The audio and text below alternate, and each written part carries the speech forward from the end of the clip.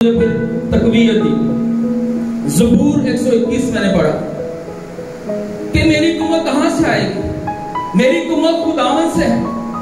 ज़बूर नबी परेशान था, उससे पहले वो कहता है कि जब मैं परेशान होता हूँ, मुसीबत में होता हूँ, तो मैं खुदावन की तरफ देखता हूँ, मैं खुदा को पुकारता हूँ।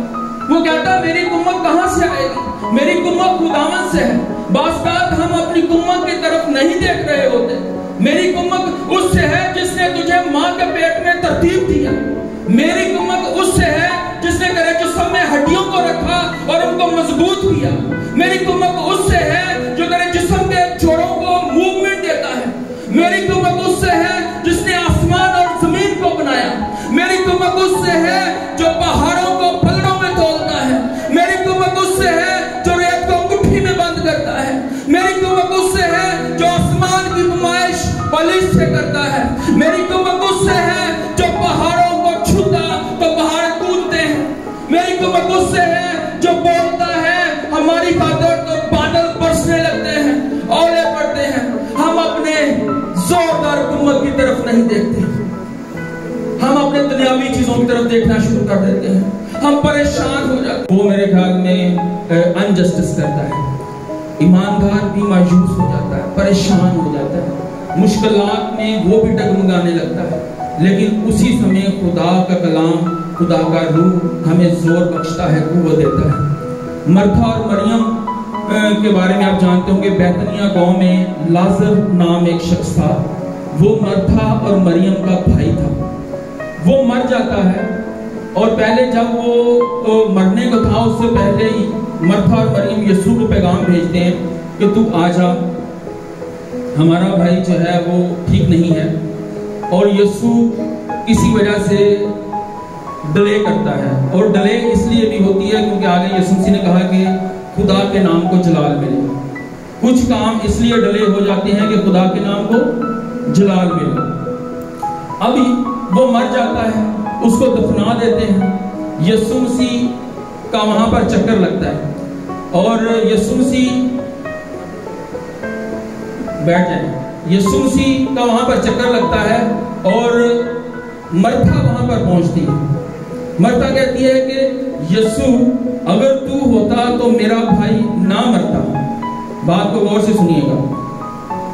उसने कहा यीशु अगर तू होता तो मेरा भाई ना मरता। और यीशु मसीह ने कहा कि तेरा भाई जी उठेगा। मरथा ने उससे कहा कि मैं जानती हूं कि क़यामत में आखिरी दिन जी उठेगा। यीशु मसीह अभी कह रहा है कि जी उठेगा और वो कह रही है कि मैं जानती हूं कि मुस्तकबिल में जी उठेगा। बाज़ ईमानदार होते हुए हम यहाँ तो माजी में जी रहे होते हैं या हम मुस्तकबिल में जी रहे होते हैं। यीशु मसीह हाल की बात करता है और हम माजी में घुसे रहते हैं। यीशु मसीह हाल की बात कर रहा होता है और हम मुस्तकबिल में चले जाते हैं।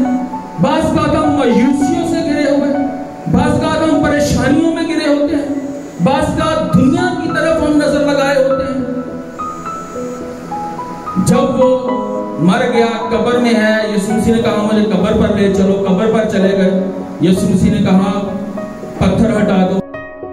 जब वो मर गया, कब्र में है, यीशु मसीह ने कहा मुझे कब्र पर ले चलो। कब्र पर चले गए। यीशु मसीह ने कहा पत्थर हटा दो। अब कहने लगे कि यीशु उनकी बॉडी की बदबू आ रही है। 4 दिन के मुर्दे में बदबू आना शुरू हो जाती है। ये गोश्त गल जाता है, जाया हो जाता है, मिट्टी में मिलना शुरू हो जाता है, बदबू बन जाती है। वो यीशु मसीह को अभी भी नहीं समझ रहे कि यीशु ये तो अब बदबू आना शुरू हो गई है इसमें। लेकिन यीशु मसीह ने कहा कि आप पत्थर हटाओ। पत्थर हटाया गया। यीशु मसीह ने कहा कि लाजर बाहर आ। वो वैसे पट्टियां छट्टियां कीतियां, नकांच कांच और सारा लपेटिया जैसे रीत के मुताबिक उसको लपेटते थे। वो बाहर आ गया और लिखा है कि जब आगे खाना हुआ तो वो उस खाने में भी यीशु मसीह के साथ बैठा हुआ था। बाज़ का हमारा फोकस दुनियावी चीज़ों की तरफ ज़्यादा रहता है। अब लूका की इंजील, ये यूहन्ना की इंजील पढ़े, खुदा की कुदरत का आपको आइडिया होगा। लूका की इंजील में एक शख्स, खुदा यीशु मसीह मुनादी कर रहे थे इबादत खाना में। एक शख्स आया, वो समवेयर जैसे ये सारा क्राउड बैठा है पीछे खड़ा था, अपने आप को छुपा रहा था यीशु मसीह ने कहा सामने आ। उसका एक बाजू सूखा हुआ था, उसका पूरा जिस्म नहीं सूखा हुआ था, उसका एक बाजू सूखा हुआ था।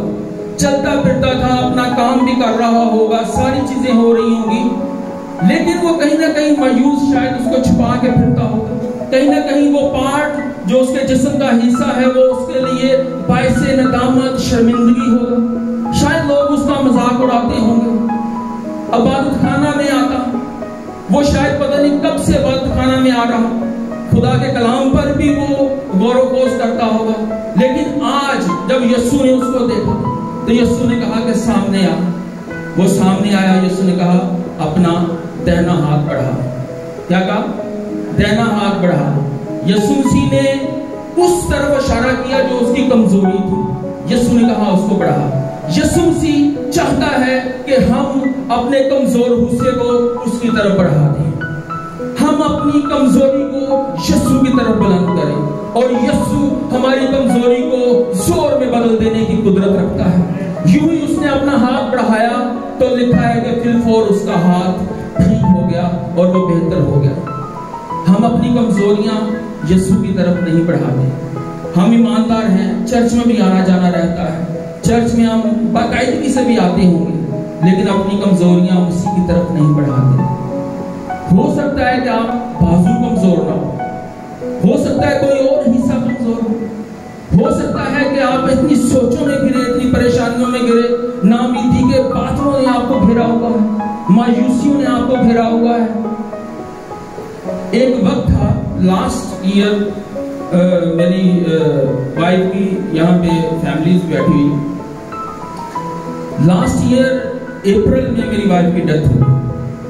हम वर्शिप कर रहे घर में और खुदा की इबादत हमने आधा घंटा वर्शिप की खुदा के हुजूर।